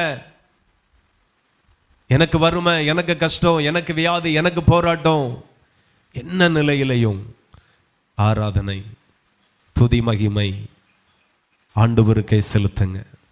ஹல்லேலூயா. இன்னைக்கு நிறைய பேர் கர்த்தருக்காய் கொடுக்கிற காரியத்தில் பின்தங்கி நிற்கிறீர்கள். எழுதி வைத்து கொள்ளுங்கள். கொடுக்கிற காரியத்தை நீங்கள் சீரியஸாகவே எடுக்கிறதில்ல. ஆனால் சீரியஸாக எடுத்து பாருங்க, கர்த்தர் உங்களை உயர்த்துகிற காரியத்திலையும் அவர் சீரியஸாக மாறுவார். ஹல்லேலூயா. கொடுக்கிறவனுக்கு தான் கொடுக்கப்படும், கொடுங்கள் அப்பொழுது உங்களுக்கு கொடுக்கப்படும் என்று சொல்லப்பட்டு இருக்கிறது. இந்த மக்கதோனியா நாட்டு சபையில் நாம் பார்த்தால் மிகுந்த உபத்திரவம், கொடிய தரித்திரம், இது மத்தியிலையும் கர்த்தருக்காய் கொடுத்தார்கள். கர்த்தர் எழுதி வைத்திருக்கிறார். ஹல்லேலூயா. நமக்கு என்ன வருமானமோ பழைய ஏற்பாட்டின்படி 10ல் 1 கர்த்தருக்காக வைக்கணும். யாராக இருந்தாலும் 1000 ரூபாய் சம்பாத்தியம் பண்ணினாலும் 10ல் 1 பங்கு தேவனுடைய சமூகத்தில் பழைய ஏற்பாட்டின் கணக்கில் வைங்க. அதே போல் தேவனுடைய பிள்ளைகள் புரிந்து கொள்ளுங்க, புதிய ஏற்பாட்டுக்கு அந்த சட்டம் இல்லை, எடுத்துட்டார் ஆண்டவர். ஆனால் உற்சாகமாய் கொடுங்கள். உற்சாகமாய் கொடுக்கிறவனிடத்தில் கர்த்தர் பிரியமாய் இருக்கிறார். இன்னைக்கு நம்ம தரித்திரத்திலிருந்து விடுபட வேண்டுமே ஆனால் கர்த்தருக்காய் கொடுத்தால் நமக்கு கொடுக்கப்படும். ஹல்லேலூயா. தேவனுக்காய் கொடுத்து பாருங்கள், மீதத்தை எடுக்க ஆண்டவர் உதவி செய்வார். கொடுத்து அவரை சோதித்து பாருங்க என்று சொல்லி கர்த்தர் வேதத்தில் சொல்லுகிறார். நீங்க கொடுத்து பாருங்க. ஒரு மனுஷன் கொடுத்து அந்த ஆசீர்வாதத்தை பெற்றான்னா அவனால் எந்த சூழ்நிலைகளிலையும் அவருக்காக கொடுக்காம இருக்கவே முடியாது. ஹல்லேலூயா. தேவனுக்கு மகிமை உண்டாகட்டும். கர்த்தருடைய ஊழியக்காரன் சொல்லுகிறார், ஹல்லேலூயா. எனக்கு அப்பம் கொண்டா, எனக்கு தண்ணி கொண்டா. ஏழை விதவை சொல்றா, ஒரு பிடி மாவு தான் இருக்கு, வேற ஒன்றும் இல்லை. அதை அவன் சொல்லுகிறான். அதில் சுடுகிறத தீர்க்கதரிசி எனக்கு கொண்டா, அதுக்கு பிறகு பஞ்ச காலம் எல்லாம் அவன் பானில மாவு குறையாதுன்னு சொல்லி அனுப்புகிறான். இதை எதை குறிக்கிறது? மிகுந்த தரித்திரமாக இருந்தாலும் கர்த்தருக்காய் கொடு. பஞ்ச காலம் உன்னை விட்டு மாறுகிறது வரைக்கும் உனக்கு குறைவே இருக்காது என்று கர்த்தர் கற்றுக் கொடுக்கிறார். இன்னைக்கு புரியாதவர்கள் கொடுக்க மாட்டார்கள், சீரியஸாக எடுக்காதவர்கள் கொடுக்க மாட்டார்கள். நான் சொல்லுகிற காரியம் கொடுக்கிற காரியத்துக்கு மாத்திரம் பொருந்தாது. எல்லாமே எல்லாமே ஜெபம், துதி, ஆராதனை, வேத வாசிப்பு, பரிசுத்த வாழ்க்கை, நீதி வாழ்க்கை, கனி கொடுக்கிற வாழ்க்கை, உண்மையான வாழ்க்கை, உத்தமமான வாழ்க்கை, தாழ்மையான வாழ்க்கை, எல்லாவற்றிற்கும் பொருந்தும். எல்லாவற்றை குறித்து கர்த்தர் சொல்லி இருக்கிறார். ஹல்லேலூயா. உங்க சுபாவத்தை சரி பண்ணுங்க, அப்பதான் நீங்க ஆசீர்வாதமா இருக்க முடியும். தாழ்மை உள்ளவனுக்கு தான் ஆண்டவர் கிருபை கொடுப்பார். தாழ்மையா இருங்க. சத்துருவை நேசித்தால் தான் அந்த பிதாவுக்கு புத்திரனாய் இருக்க முடியும். சத்துருவை நேசியுங்கள். பகைக்கிறவர்களுக்காகவும் நிந்திக்கிறவர்களுக்காகவும் ஜெபம் பண்ணுங்கள். இதெல்லாம் சீரியஸா எடுக்கிறது இல்லை, சீரியஸா எடுக்கணும். அப்பந்தான் பரலோகத்துக்கே போக முடியும். எத்தனை பேருக்கு பரலோகத்துக்கு போகணும்னு ஆசைப்படுறீங்க? ஹல்லேலூயா. நம்ம காலம் மட்டும் சபைக்கே போயிட்டு ஆண்டவர் தரக்கூடிய இம்மைக்குரிய ஆசீர்வாதத்தை வாங்கிட்டு இங்கே இருந்துடலான்னு எல்லாம் இல்லை. நம்முடைய தாய் வீடு பரலோகம்தான். நம்ம பரலோகத்துக்கு போகணும். அதற்கு தேவன் போதிக்கிற ஒவ்வொரு வார்த்தையும் சீரியஸாக எடுங்க. அது ரொம்ப ரொம்ப ரொம்ப முக்கியம். இன்னைக்கு நிறைய சபைகள் அதை சீரியஸாக எடுத்தது. இந்த மக்கதோனியா சபை மிகுந்த உபத்திரவம், கொடிய தரித்திரமுடையவர்களாக இருந்தும் அதையும் தாண்டி கொடுத்தார்கள். கர்த்தர் அந்த சபை யாரை மறக்கவே இல்லை. ஹல்லேலூயா. எதற்கு பஞ்சத்தை தருகிறார், எதற்கு கஷ்டத்தை தருகிறார், எதற்கு நெருக்கத்தை தருகிறார், இந்த நெருக்கத்தில் நீ அவருக்காய் எப்படி வாழுகிறாய் என்கிறதை கர்த்தர் பார்க்கக்காகவே கர்த்தர் இவைகளை தருகிறார். ஹல்லேலூயா. ஆமாம், நான் சொல்லுகிறேன், உங்களுக்கு ஆண்டவர் கொடுத்தும் உங்களை சோதிப்பார், கொடுக்காமலும் உங்களை சோதிப்பார். சிலருக்கு நிறைய கொடுப்பார், என்ன செய்கிறாங்க பார்ப்போம் அப்படின்ட்டு. சிலருக்கு ரொம்ப கொஞ்சமாக கொடுப்பார், இதில் நீங்கள் என்ன செய்கிறீங்கன்னு ஆண்டவர் பார்ப்பார். ஹல்லேலூயா. தந்தவர்கள் பரவு செய்யலான்னு இருக்காதுங்க. கிடைக்காதவர்கள் கிடைச்ச பிறகு செய்யலாம் என்று சொல்லி நினைக்காதுங்க. இப்போ என்னால் என் தெய்வத்திற்கு என்ன செய்ய முடியுமோ அதை நான் ஜீவனுள்ள நாள் மட்டும் செய்வேன். குறைவில் நம்மை பார்க்கிறார். சோதனையின் குகையில கர்த்தர் நம்மை பார்க்கிறார். உபத்திரவத்தின் குகையில நம்மை பார்க்கிறார். என்ன செய்கிறா, என்ன நினைக்கிறா? யோபு நினைத்தது மாதிரி யோபினுடைய மனைவி நினைக்கல. யோபு என்ன நினைத்தான்? கர்த்தர் கொடுத்தார், கர்த்தர் எடுத்தார், கர்த்தருடைய நாமத்திற்கு ஸ்தோத்திரம் என்று சொல்லி ஆண்டவருக்கே கனத்தை மறுபடியும் செலுத்தினார். இருந்த 10 பிள்ளைகளும் ஒரே நாள் மரித்தார்கள். இருந்த அத்தனை ஐஸ்வர்யங்களும் அத்தனை வேலைக்காரர்களும் ஒரே நாள் மரித்தார்கள். எல்லா சுகமும் எல்லா ஆசையும் ஒரே நாள் போனது. மிகுந்த தரித்திரம், மிகுந்த இழப்பு, பேரிழப்பு. என்ன சொல்றான்னு பார்ப்போன்னு ஆண்டவர் பார்த்தார். அவன் என்ன சொன்னான்? கர்த்தர் கொடுத்தார், கர்த்தர் எடுத்தார், கர்த்தருடைய நாமத்திற்கு ஸ்தோத்திரம் என்று தாழ விழுந்து பணிந்து கொண்டான். ஹல்லேலூயா. ஒரு வார்த்தை பேசல. மனைவி எப்படியா தேவனை தூசித்து, அதனுடைய அர்த்தம் என்ன? கெட்ட வார்த்தை போட்டுட்டு நீ செத்துப்போ. உபத்திரவத்தின் குகையில யோபுவை ஆண்டவர் பார்த்தார். யோபுனுடைய மனைவியும் ஆண்டவர் பார்த்தார். இந்த உபத்திரவத்தின் குகையில கடந்து வந்தவர்கள் பரலோகத்தில் சூரியனை போல பிரகாசிப்பார்கள். தேவ ராஜ்யத்தில் நித்திய நித்திய காலமாய் அவரோடு வாழுவார்கள். தேவன் தரக்கூடிய வாழ்க்கையை சந்தோஷமாய் ஏற்றுக்கொள்ளுங்கள். இதனுடைய முடிவு அற்பமாய் இருக்காது, இதனுடைய முடிவு சம்பூரணமாய் இருக்கும். கர்த்தர் உங்களை எந்த பாதையில நடத்துகிறாரோ சந்தோஷமா துதிச்சிட்டு போங்க, சந்தோஷமா அந்த பாதையில பிரவேசிங்க. உங்களை அழைத்த தேவன் சரியாக தான் நடத்திட்டு கொண்டு போகிறார். அந்த பாதையில உபத்திரவம் இருக்கலாம், அந்த பாதையில கஷ்டம் இருக்கலாம், அந்த பாதையில வருத்தம் இருக்கலாம், அந்த பாதையில நெருக்கம் இருக்கலாம், நிந்தை இருக்கலாம், அவமானம் இருக்கலாம், வியாதி இருக்கலாம், போராட்டம் இருக்கலாம், இழப்பு இருக்கலாம். எது இருந்தாலும் அந்த பாதையில சந்தோஷமா போங்க. அந்த பாதை ஒரு இடத்துல முடியும். அந்த இடத்துல உங்களுக்கான ஆசீர்வாதத்தினுடைய வாசல்கள் திறக்கப்படும். எஜமானுடைய சந்தோஷத்திற்குள் நீ பிரவேசிப்பாய். ஹல்லேலூயா. ஆரம்பம் அற்பமா இருந்தாலும் முடிவு எப்படி இருக்குமா? சம்பூரணமா இருக்கும், சம்பூரணமா இருக்கும். கடைசி வரைக்கும் தரித்திரத்திலே சத்தவர்கள் அல்ல, அவர்கள் அல்ல, பரலோகத்தில் இருக்கிறவர்கள். ஆமென். சிலர் பிரசங்கத்தை அப்படியே முடிச்சிருவாங்க. அவங்க மிகுந்த உபத்திரவத்திலிருந்து வந்தார்கள். உபத்திரவத்திலேயே அழிந்தவர்கள் அல்ல, உபத்திரவத்தை ஜெயித்தவர்கள். நான் உலகத்தை ஜெயித்தேன் என்று ஆண்டவர் சொல்லுகிறார். கொஞ்ச நாள் உபத்திரவப்படுத்துவான், 10 நாள் உபத்திரவப்படுத்துவான், விடுதலை வந்துதான் ஆகணும். எத்தனை பேருக்கு சந்தோஷம்? கொஞ்ச நாள் தான் உபத்திரவம். இதுவே நம்முடைய வாழ்க்கையாக இருக்காது, இதுவே நம்முடைய முடிவாக இருக்காது. எல்லாம் மாறப்போகுது. எத்தனை பேர் நம்புறீங்க? எல்லாம் மாறப்போகுது, எல்லாம் சீக்கிரமாய் மாறப்போகிறது. நிச்சயமாய் கர்த்தர் மாற்ற போகிறார். உங்களை அவர் கைவிடவே மாட்டார். ஆகவே தேவனுடைய வார்த்தைகளை சீரியஸ் ஆயிடுங்க. தேவ ஊழியம், தேவனுடைய சபை, தேவனுடைய வசனம் புரிந்து கொள்ளுங்க. வேதத்தை புரிந்து வாசிங்க. அதெல்லாம் நமக்கு ரொம்ப முக்கியமானது. அதே போல 1 தெசலோனிக்கர் 1ஆம் அதிகாரம்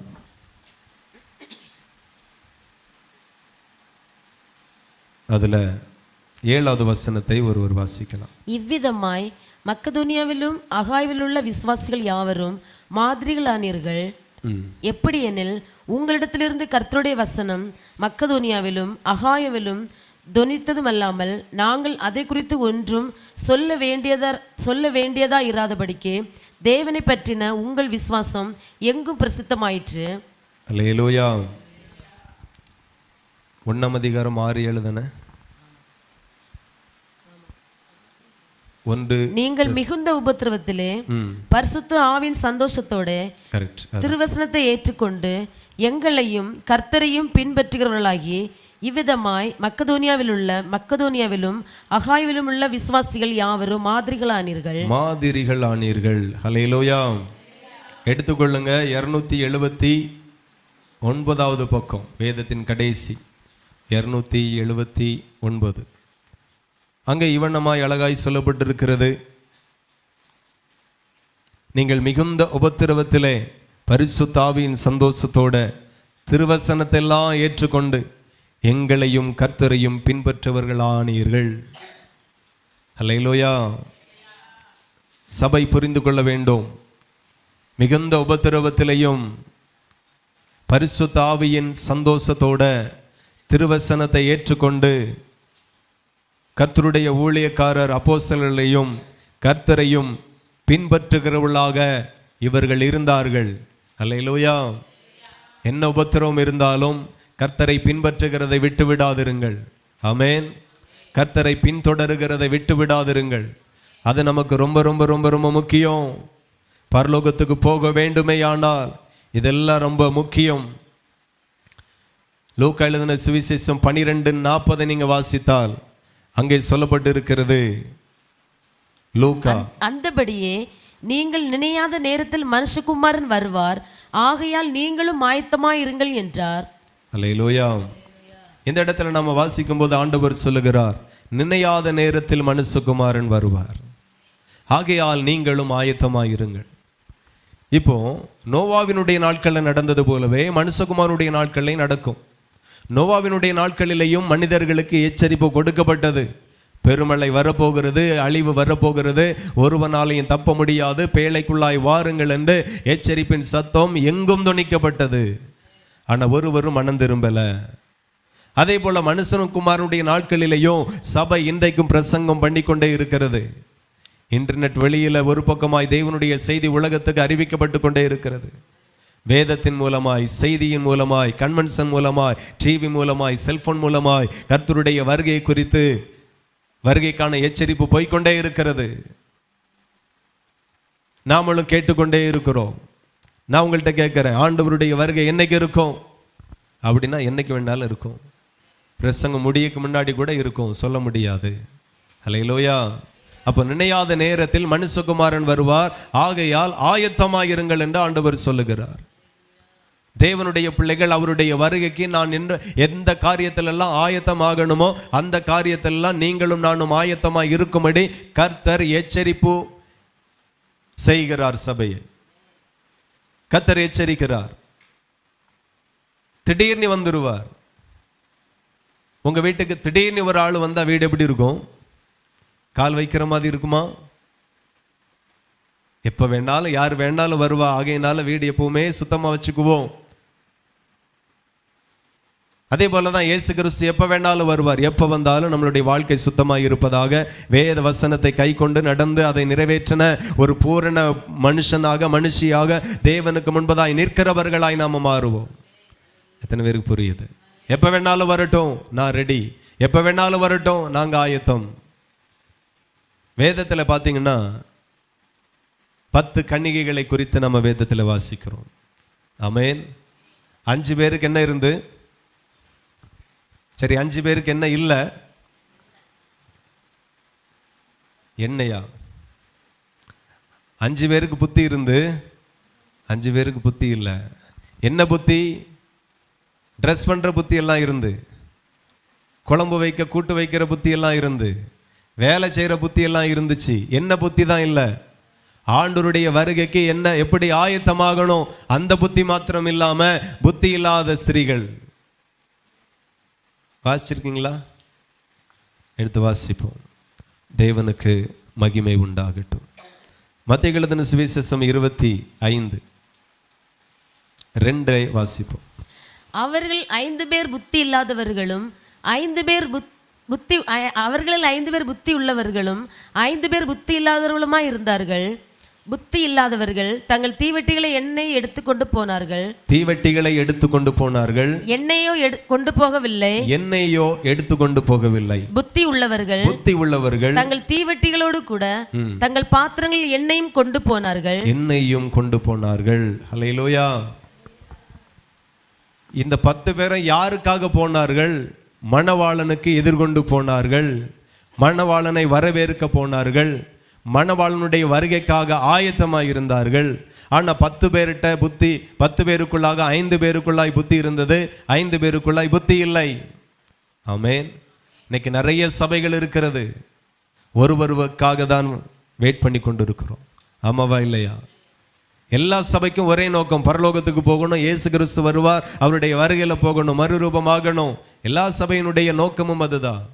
ஆனா எல்லா சபையை சார்ந்தவர்கள் போவார்கள் அப்படின்னா நிச்சயமாய் போக மாட்டார்கள். புத்தி உள்ளவர்கள் போவார்கள், புத்தி இல்லாதவர்கள் போக முடியாது. யாருடைய கரத்தில் எண்ணெய் இருக்கிறதோ எண்ணெய் இருக்கிறவர்கள் போவார்கள். யாருடைய கரத்தில் எண்ணெய் இல்லையோ எண்ணெய் இல்லாதவர்களால் போக முடியாது. ஒருவன் ஜலத்தினாலும் ஆவினாலும் பிறவாவிட்டால் தேவனுடைய ராஜ்யத்தில் பிரவேசிக்க முடியாது. ஆவி எண்ணெய்க்கு சமமாய் இருக்கிறது. பரிசுத்த ஆவியானவர் எண்ணெய்க்கு சமம். எண்ணெய்க்கு ஒப்புமையாய் சொல்லப்பட்டு இருக்கிறது. அவர் வரும்போது நமக்கு மேல எண்ணெய் இருக்கணும், அபிஷேக எண்ணெய் இருக்கணும், பரிசுத்த ஆவியானுடைய எண்ணெய் இருக்கணும். சும்மா போக முடியாது. எத்தனை பேர் இதை சீரியஸா எடுக்கிறீங்க? இன்னைக்கு நிறைய சபைக்கு அது சீரியஸா இல்லை. சபைக்கு போறோம், ஏன் போறோம்? எதுக்காக போறோம்? இம்மைக்காக தேடணும் அப்படின்னா எந்த சபைக்கும் போகலாம். ஆனா மறுமைக்காகவும் ஆண்டவரை தேடணும், எல்லா சபைக்கும் போகக்கூடாது. சத்தியம் பேசுகிற சபை, சத்தியத்தின்படி நடத்துகிற சபைக்கு தான் போகணும். ஆசீர்வாதம் எங்க போனாலும் கிடைச்சிரும், பரலோகம் எங்க போனாலும் கிடைக்காது. எத்தனை பேருக்கு புரியுது? இதுதான் உண்மை. ஒரு சிலுவைக்கு முன்னாடி முழங்கால் போடுங்க, ஆண்டவர் தந்துருவார், போ, சுகம். ஆனா பரலோகத்துக்கு போக முடியுமா? அவரை நோக்கி கர்த்தாவை கர்த்தாவை கூப்பிட்டா இம்மைக்குரிய ஆசீர்வாதம் சிலது கிடைக்கலாம். ஆனா பரலோகத்துக்கு போக முடியாது. அக்கிரம செய்கைக்காரரை என்னை விட்டு அகன்று போங்க. ஒரு நாள் நான் உன்னை அறிஞ்சதே கிடையாது. கெட் அவுட், கெட் லாஸ்ட், அப்படிதானே? ஆமாம். யார் யா நீ? ஆண்டவரே நான் அங்கே வந்து முழங்கால் போட்டல்ல. யாரு தெரியாது. அபிஷேகம் இருக்கா? இல்லை. அந்த ஒன்றும் தான் இல்லை. போயிட்டு வா.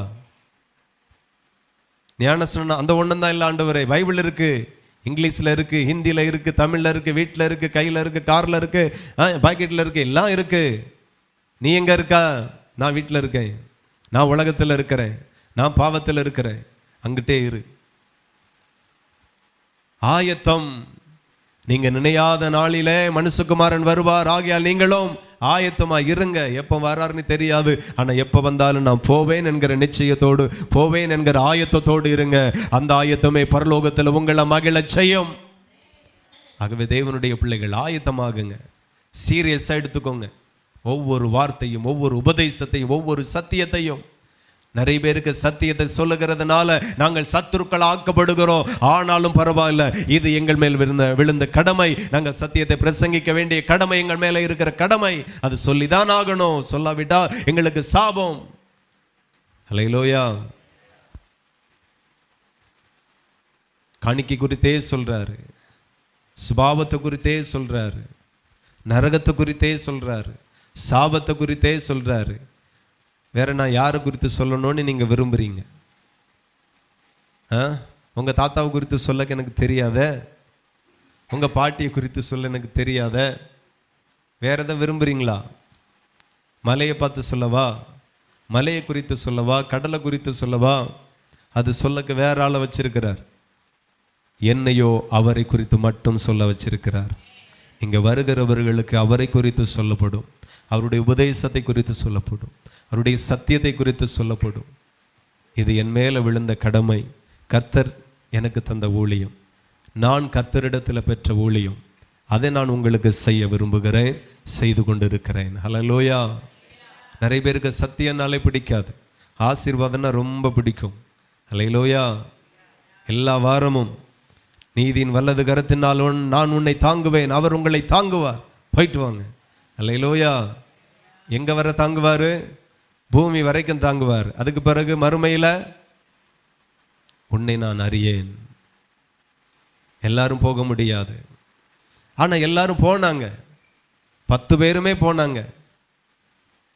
புத்தி உள்ளவர்களும் போனார்கள், புத்தி இல்லாதவர்களும் போனார்கள். இப்ப நிறைய பேர்த்து கேளுங்க, ஆமா ஆண்டவருடைய வருகை இருக்கும், சீக்கிரம் இருக்கும், சபைக்கு போனோம், ஜெபம் பண்ணணும். ஆமா ஆயத்தமா இருக்கா? எண்ணெய் இருக்கா? எண்ணெய் மட்டும் இல்லை, வேற எல்லாம் ரெடி. எண்ணெய் இல்லை, ஆனா வெள்ளை வெள்ளை இருக்கு. ட்ரெஸ் எல்லாம் மாத்தியாச்சு, எண்ணெய் மட்டும்தான் இல்லை. நிறைய பேருக்கு சாதாரணமா தோணுகிறது, நிறைய பேருக்கு பிடிக்கல. ஆவில நிரம்புறது பிடிக்கல, ஆவில நிரம்பி ஆராதனை பண்றது பிடிக்கல. பிதாவை ஆராதிக்கிறவர்கள் ஆவியோடு உண்மையோடும் ஆராதிக்கிற காலத்துல கர்த்தர் நம்மளை வைத்திருக்கிறார். அந்த காலம் இப்பொழுதே வந்திருக்கிறது. ஆராதனை எப்படிப்பட்ட ஆராதனையா இருக்கிறது? அபிஷேகம் இல்லை, ஆனா ஆயத்தம் நினைக்கிறாங்க. நான் ஆயத்தம், ஐ எம் ரெடி. எங்க பிறகு, எதுக்கு, யாருக்காக, என்னத்துக்கு, அதெல்லாம் ஒன்றும் பிரச்சனை இல்லை. நான் ரெடி. போக முடியாது. ஹல்லேலூயா. போகணும்னா ஆயத்தமாகணும். இப்போ நடுராத்திரியிலே இதோ மணவாளன் வருகிறார் என்று அவருக்கு எதிர்கொண்டு போக புறப்படுங்கள் என்கிற சத்தம் உண்டாயிற்று. ஹல்லேலூயா. அப்பொழுது அந்த கன்னிகைகள் எல்லாரும் எழுந்திருந்து தங்கள் தீவெட்டியை ஆயத்தப்படுத்தினார்கள். புத்தி இல்லாதவர்கள் புத்தியுள்ளவர்களை நோக்கி, உங்கள் எண்ணெயிலே எங்களுக்கும் கொஞ்சம் கொடுங்கள், எங்கள் தீவெட்டிகள் அணைந்து அணைந்து போகிறது. ஹல்லேலூயா. மணவாளன் வந்தாச்சு. இப்போ தீப்பெட்டியை வெட்டினா எரியுது, அணையுது. தீக்குச்சியை கொளுத்தன எவ்வளோ நேரம் தான் எரியும்? எவ்வளோ நேரம் எரியும்? 1 நிமிஷம் எரியுதா? அப்போ அந்த கடையில் போய் நானும் ஒரு தீப்பெட்டி வாங்கணுமே. கொஞ்ச நேரம் தான் எரியுது, அணைஞ்சிருது. ஆனால் பற்ற வைக்கணும். எண்ணெய் இருந்தால் தான் எரியும். தொடர்ந்து எரியணுமா? தொடர்ந்து கர்த்தருக்குள்ளாய் வளரணுமா? தொடர்ந்து அவருக்காய் பிரகாசிக்கணுமா? எண்ணெய் இல்லாம தொடர்ந்து ஓட முடியாது. எண்ணெய் இல்லாம தொடர்ந்து அவருக்காய் வாழ முடியாது. எண்ணெய் இல்லாம அவருடைய வருகைக்கு ஆயத்தப்படவும் முடியாது. ஹல்லேலூயா. இதை தேவனுடைய பிள்ளைகள் புரிந்து கொள்ளணும். இன்னைக்கு நிறைய பேருக்கு எண்ணெய் இல்லைன்னா அதனால என்ன, பரிசுத்த ஆவியானவர் இல்லைன்னா என்ன, ஞான ஸ்நானம் இல்லைன்னா என்ன, திருவிருந்து இல்லைன்னா என்ன, ஒன்றும் இல்லை, பிரச்சனை இல்லை. கீழே வாசிக்கும் போது அங்கே ஆண்டவர் ஒரு வார்த்தை சொல்லுவார், வாசிக்கலாம். அப்போ இவங்க கேட்குறாங்க, எங்கள் தீவெட்டி அணைஞ்சு போகுது, உங்கள் எண்ணெயில் கொஞ்சம் எங்களுக்கு தாருங்க. அப்போ புத்தி உள்ளவர்கள் அழகா பேசி விட்டாங்க, நான் உங்களுக்கு தந்து எனக்கும் குறைஞ்சி உங்களுக்கும் காணாம ஆகாம நீங்க போய் விற்கிறவர்களிடத்துல போய் வாங்கிட்டு வாங்க அப்படின்னு சொல்றாங்க. இவங்க வாங்க போனாங்க. அப்படியே அவர்கள் வாங்க போன போது 10வது வசனம் சொல்லுகிறது, மணவாளன் வந்து விட்டார். ஆயத்தமா இருந்தவர்கள் அவரோடு கூட கல்யாண வீட்டிற்குள் பிரவேசித்தார்கள். கதவும் அடைக்கப்பட்டது. பின்பு மற்ற கன்னிகைகளும் வந்து, ஆண்டவரே ஆண்டவரே எங்களுக்கு திறக்க வேண்டும் என்றார்கள். அதற்கு அவர், உங்களை அறியேன் என்று மெய்யாகவே உங்களுக்கு சொல்லுகிறேன். அல்லேலூயா. இதுதான் நடக்கும். அவ்வளோ நேரம் அவ்வளோ நாள் காத்திருந்தது, ஆயத்தமாக இருந்தது எல்லாம் வேஸ்ட். கொஞ்சோல எண்ணெய் இருந்திருந்தா போயிருக்கலாம். சொல்லுங்க பார்க்கலாம், கொஞ்சோல எண்ணெய் இருந்தா போயிருக்கலாம் தாயே. பெந்தேகோஸ்தில் கத்தி கத்தி ஆராதனை நடத்தினானே, கொஞ்சம் அங்கிட்டு போயிருந்தா எண்ணெய் வாங்கிட்டு வந்திருக்கலாம். எண்ணெய் இருந்தா நீ மணவாளனுக்கு பின்னாடி போயிருக்கலாம், சந்தோஷத்திற்குள் போயிருக்கலாம்.